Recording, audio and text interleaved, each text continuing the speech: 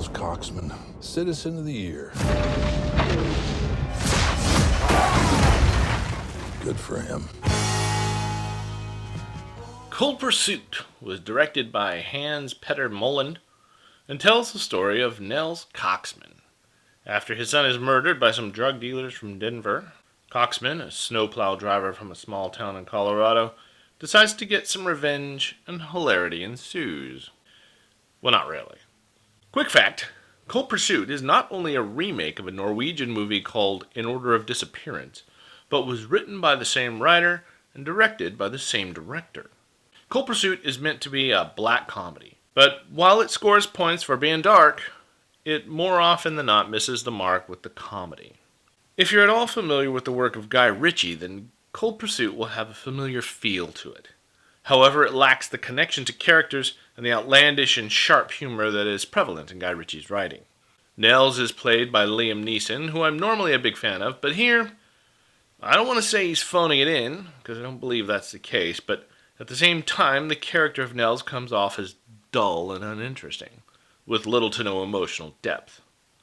In the first 15 minutes of the movie, his son is killed and his wife leaves him, and while there is a bizarre scene where he, I guess you could say, attempts suicide, though saying that he attempts to attempt suicide would probably be more accurate, I just never bought it. I was never sold on the idea that he was ever really broken up about any of it. There are a number of characters in this movie, and all of them, even the leads, are nothing if not forgettable. Laura Dern plays Nell's wife, Grace, and there was zero reason why this character needed to be in the movie at all. Zero. The only character of any real interest is the Denver drug lord nicknamed Viking, played by Tom Bateman. Tom Bateman does a great job with a character that is played with the heavy-handed intent of making the audience dislike him. While I found the characters lacking, I did enjoy the twisting and turning of the story as a whole. There are a number of factions that all link together, often without even realizing it. There's Nels, of course, plus Viking and his band of merry men.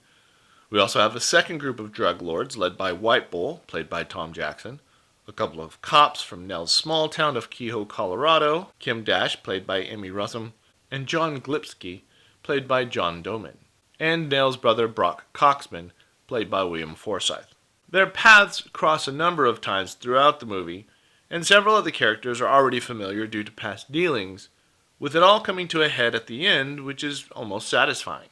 Unfortunately, the very ending is just bizarre with no real closure to the story.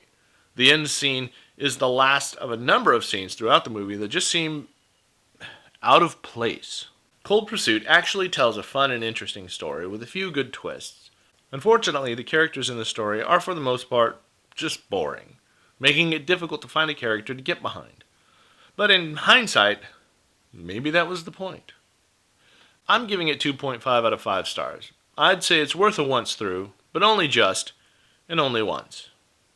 And that's my opinion on Cold Pursuit. Thanks for tagging along, and as always, please like and subscribe. And I'll see you back here next week with another review.